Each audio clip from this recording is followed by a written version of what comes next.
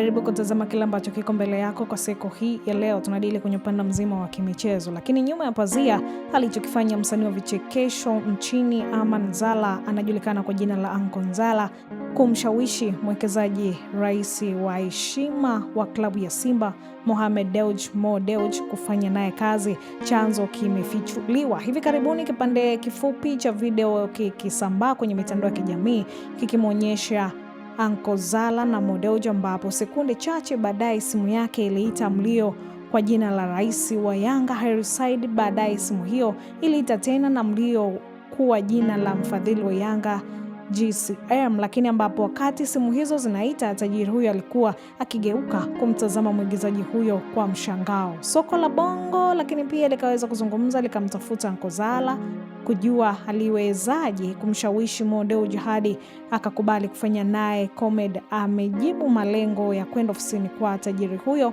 yalikuwa ni kikao cha kazi, hasa masuala ya kibiashara. Baada ya kukamilisha mazungumzo yanayopelekea, nilipogundua Mo Dewji ni mtu safi na anatamani kuona vijana wanajikwamua kiuchumi, nikapata ujasiri wa kuliwasilisha wazo langu. Alinishangaza zaidi alipokubali kirahisi na kuniambia, kama unaona nikitokea katika video yako itakusaidia kukupata hatua zaidi, haina shida. Napenda kuona unafika level za kimataifa kama anavyoona wachekeshaji wengine wakubwa nje ya nchi. Alisema hayo Uncle Zala, lakini aliongeza kuwa kabla sijawaza nitafanyaje, alisema tunaweza kushuti. Haikuchukua dakika nyingi, kila kitu kikamilika na nilifanya ofisini kwake. Aliponisisitiza ni ubunifu, uthubutu utakao nitofautisha na wengine, na anatamani kuniona kimataifa. Niliposti na kuiona ina trendi mitandaoni, akanipigia simu na kunipongeza, akinitaka nijikite